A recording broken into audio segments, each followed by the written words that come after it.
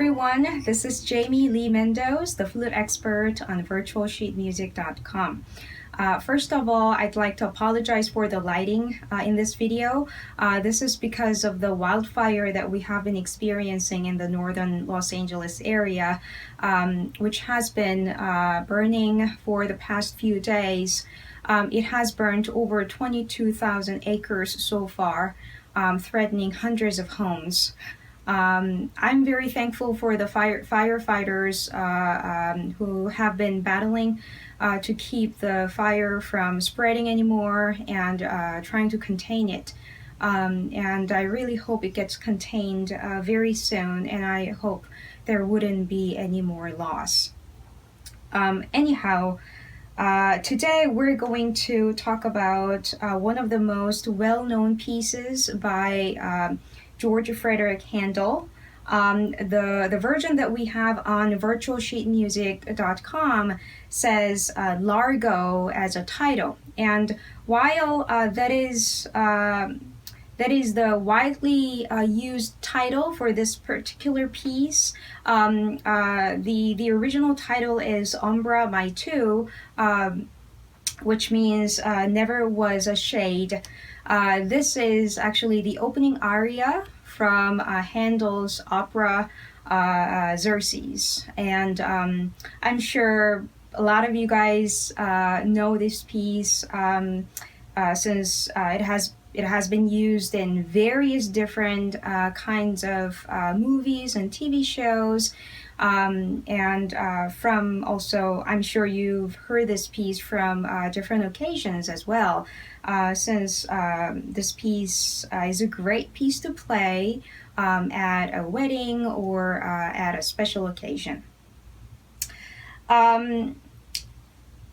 If you look at the music, then right off the bat, you'll notice that there are really not that many high notes. In fact, I can only see 1/3 octave note, which is in the second to last measure, which, to be honest, I play octave lower just to keep the same atmosphere and nuance that this piece has from the beginning to the end. But it's up to you. This is a transcription anyways. If you would like, you can play this piece octave higher from the beginning. I just personally think this arrangement, this octave that is written on virtualsheetmusic.com works very well for this particular piece because this is a very solemn and somber piece. If you look at the lyrics, then you'll be able to understand the vibe even better. So I strongly encourage you to look that up on Google. And another reason I think this arrangement would be beneficial for you to at least try is because that way we can really learn to play in tune and also with a rich and very luscious and full tone in the middle and lower register, which is very difficult to do on the flute. Oftentimes we focus our energy, a lot of our energy on the high notes, trying to make it in tune and full and luscious.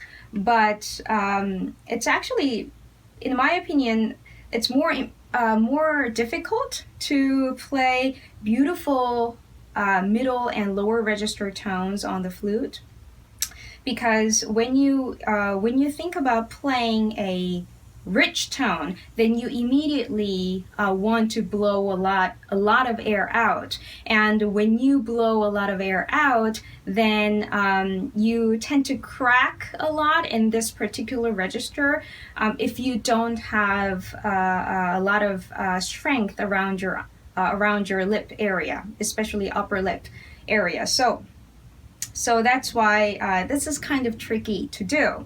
So I guess if you practice this piece in this range, then I think this would be a very good piece to actually work on that middle to low register sound.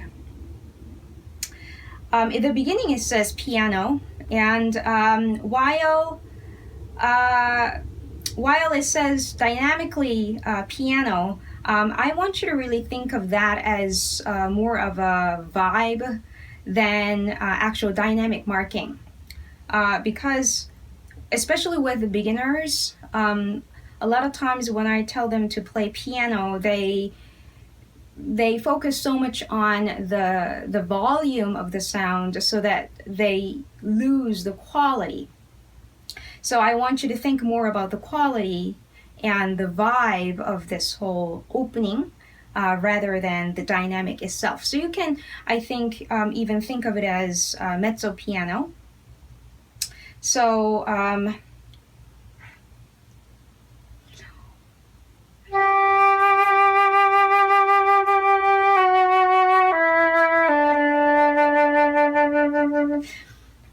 that would be mezzo piano for me. And also, when you play this piece, I want you to also think about the phrasing. So I stopped in the middle of the phrase. I hope you notice that, and I hope you don't do that. You can, of course, breathe there, but even if you breathe there, I want you to carry the whole phrase until the fifth measure. So it'll sound something like that, and I'll try not to breathe in the middle.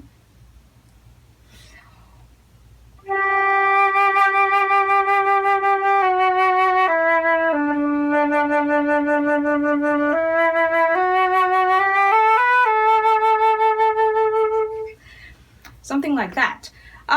Another thing I want you to think about is whenever you begin any note really, but especially long notes, like the first note we have here, try to put vibrato from the very beginning instead of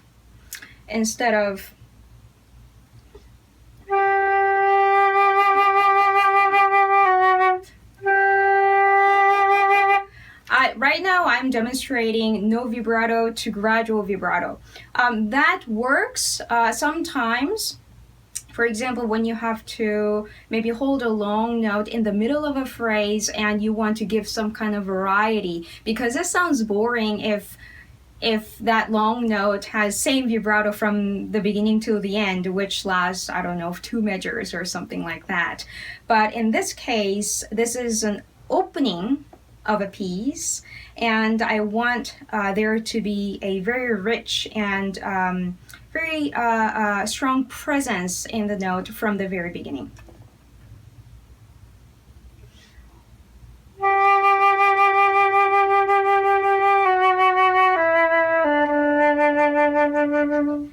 Yeah. Now, in the sixth measure, you'll see Mezzo Forte.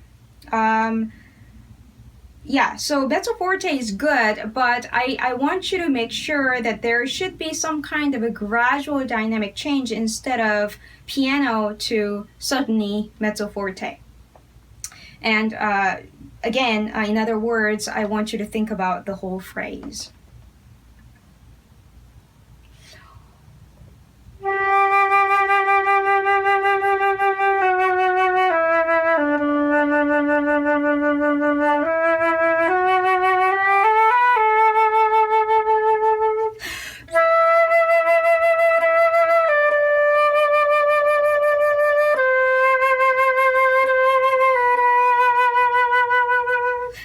Yeah.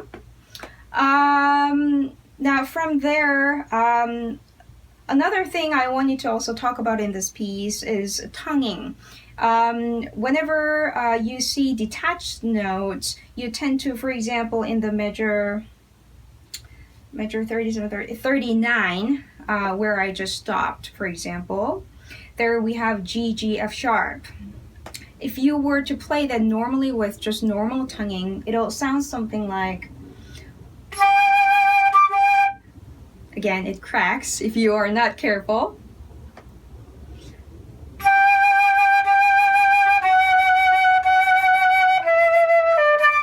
Now, see, I don't want it to sound too punctuated.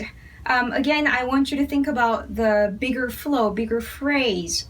So even if you need to tongue and distinguish each note from another, the tonguing should be very soft.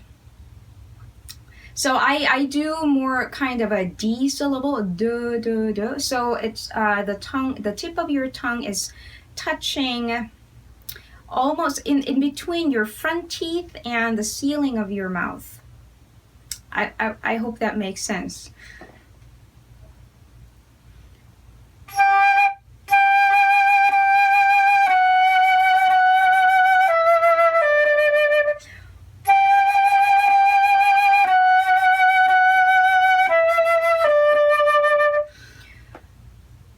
So in English alphabet, we really don't have this sound, but it's closer to D, duh, duh, duh, but not quite D.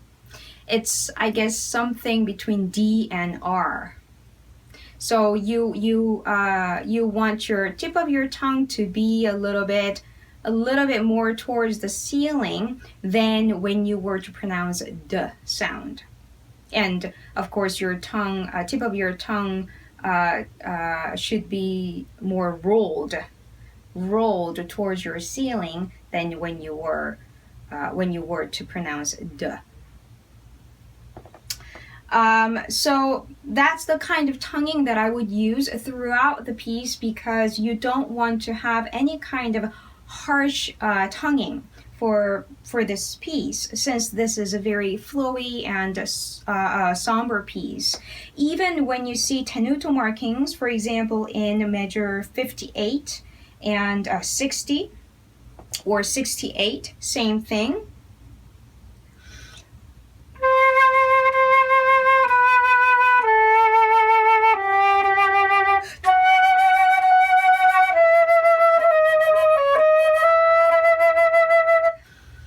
So in that case, I would actually punctuate these. I would actually do these tenutos more with the air rather than the actual tonguing. So you want to give a little bit of a, I guess, pulse with your air pressure from your diaphragm.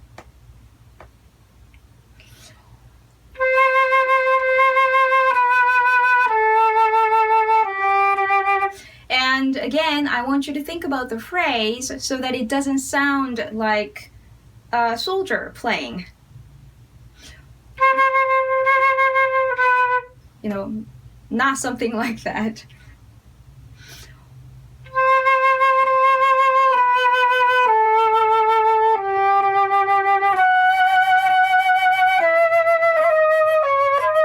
Something like that. I didn't breathe enough in the beginning before I started playing. That's why. But anyhow, so that's the main idea. So in terms of tonguing, use softer tonguing, but still something that you can distinguish each note clearly. And second of all, think about longer phrasing. And in terms of octave, I think this virtualsheetmusic.com version is good, unless you want to play octave higher and show off your high register.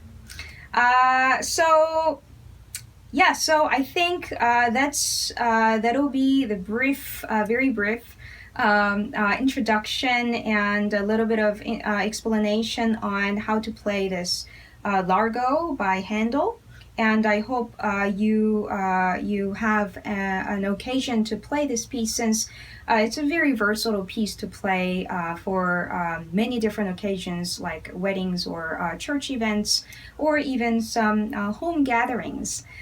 So I hope you enjoyed this video. I hope it was helpful, and I hope you have a great August.